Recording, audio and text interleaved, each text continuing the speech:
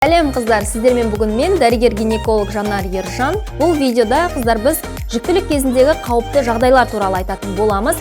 Және де видеоның соңында өте пайдалы хабарландыру болады. Сондықтан қыздар видеоны соңына дейін көріп шығыңыздар. Жүктіліктің кезіндегі қауіпті жағдайлардың ең біріншісі ол қан кету. Ол жүктіліктің кез келген мерзімінде болуы мүмкін қыздар.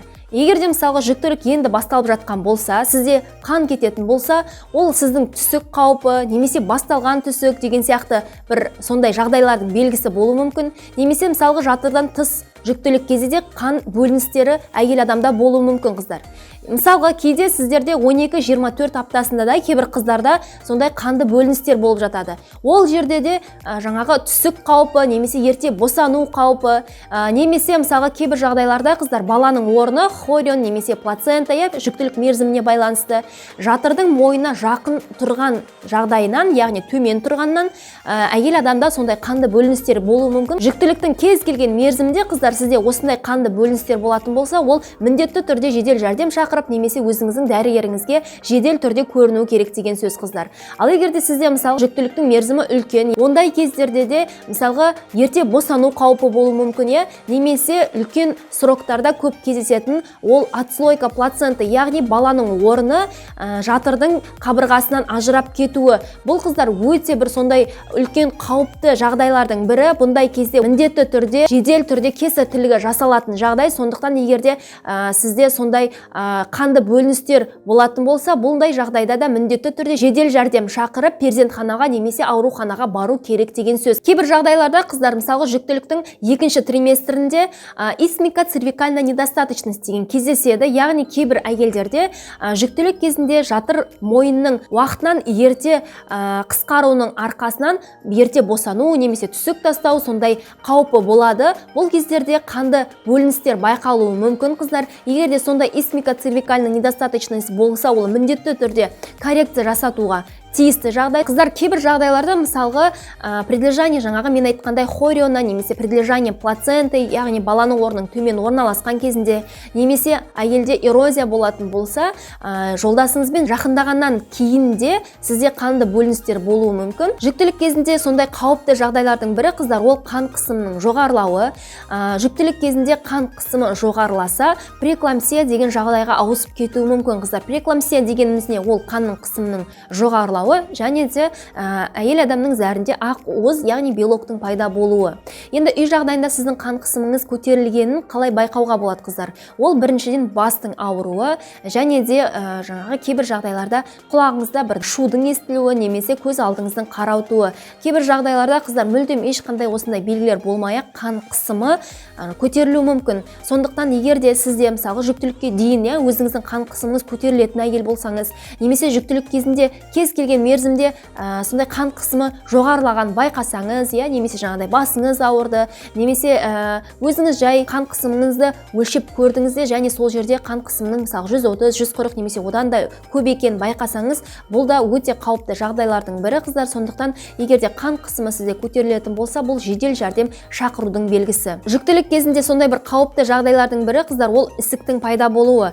Яғни кейде қалыпты жүктілік кезінде ісік болады, ел адамда, бірақ ол ісік уақыт өткелі пайда болады. Ал егер де сізде мысалға ештеңе болған жоқ, ешқандай ісік болған жоқ, бірақ 2 сағаттың ішінде сіздің денеңіз түгел ісіп кетті, мысалы, ондай жағдайларда кездеседі. Егер де сондай болатын болса, қыздар, онда міндетті түрде 103 шақырып ауруханаға немесе перзентханаға бару керек. Келесі қыздар өте қауіпті жағдайлардың бірі ол әйел адамның зәрінің шықпай қалуы. Мысалға кейбір қыздарда цистит кездесіп жатады. Цистит дегеніміз не? Ол қуықтың қабынуы. Ол кезде қыздар сізде жаңа зәріңізді шығарған кезде ашу, немесе зәр шыққаннан кейін қанды бөліністер, немесе зәр өте жай шығады, яғни сондай белгілер болады. Егер де сізде ондай ешқандай белгілер болған жоқ, бірақ бір уақытта сіздің зәріңіз шықпай қалатын болса, онда бұл да өте қауіпті жағдайлардың бірі. Келесі қыздар қауіпті жағдайлардың бірі ол баланың қозғалысының өте белсенді болуы немесе мүлдем болмауы.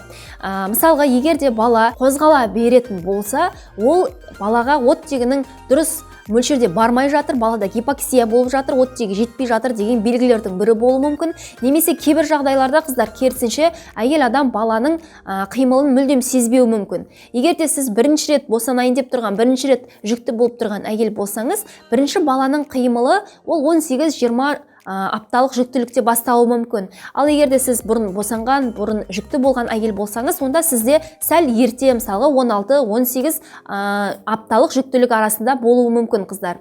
Сондықтан егер де сізде мысалы жүктіліктің мысал ретінде алатын болсақ, 30 аптасы, сізде күнде баланың қимылы сезіліп жүрді, бірақ бір уақытта мүлдем баланың қимылын сезбей қалған болсаңыз, онда сізге үй жағдайында тест Садовского жасауға болады. Мысалға, тамақ ішіп аласыз, тамақ ішіп алғаннан кейін сол қапталыңызға жатасыз да, 1 сағаттың ішінде баланың қимылын санап жазып отырасыз.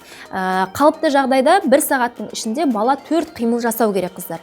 Егер де 1 сағаттың ішінде 4 қимылды сезбесеңіз, онда келесі 2 сағат тағы да сол жатқандай жатасыз. Осы 2 сағаттың ішінде қыздар баланың қимылы кем дегенде 4 рет болуы керек. Егер де осы 2 сағаттың ішінде 4 қимылды байқамасаңыз, онда бұл да өте қауіпті жағдайлардың бірі, жедел түрде перзентханаға бару керек деген сөз. Келесі қауіпті белгілердің бірі қыздар, ол іштің ауруы. Яғни жүктілік кезде, мысалы жүктіліктің басында ол жаңағы түсік тастау қаупі болуы мүмкін, немесе басталған түсіктің белгісі болуы мүмкін, немесе кейбір жағдайларда жатырдан тыс жүктілік болуы мүмкін қыздар. Ал егер де сізде жаңағы жүктіліктің үлкен мерзімі болатын болса, ол жаңағы жоғарыда айтып кеткеніміздей отслойка плаценты, яғни баланың орнының жатырдың қабырғасынан ажырауы да сондай бір іштің ауруы белгісімен анықталуы мүмкін қыздар. Сондықтан кез келген жүктіліктің мерзімінде ішіңіз ауыратын болса, бұл да бір жедел жәрдем шақыратын жағдайлардың бірі. Жүкті әйелде қыздар басқа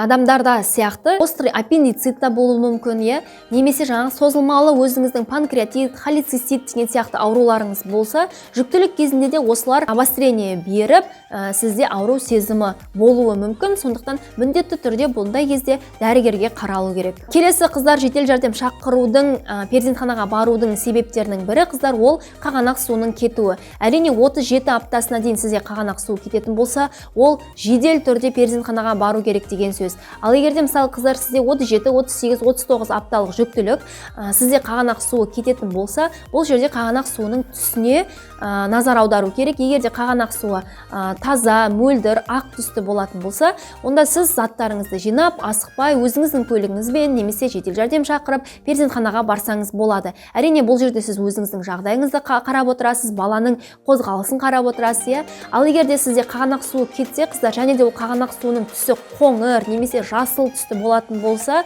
онда бұл жедел түрде дәл қазір барлығын тастап перзентханаға бару керек деген белгілердің бірі. Келесі қауіпті белгілер қыздар, ол дене қызуыңыздың көтерілуі. Жүктіліктің кез келген мерзімінде қыздар, егер де дене қызуыңыз көтерілетін болса, онда міндетті түрде дәрігерге қаралу керек немесе ауруханаға бару керек деген сөз. Қыздар, 1 қараша күні, яғни бүгін мен осы YouTube каналымда тікелей эфирде жеңіл босануға арналған тегін вебинар жасаймын.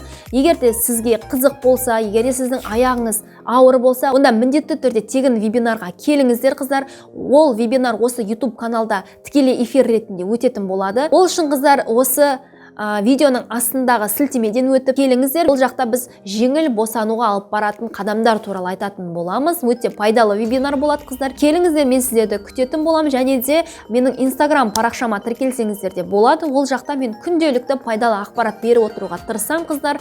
Назарларыңызға рахмет. Бүгінгі сіздерге айтқым келгені осы.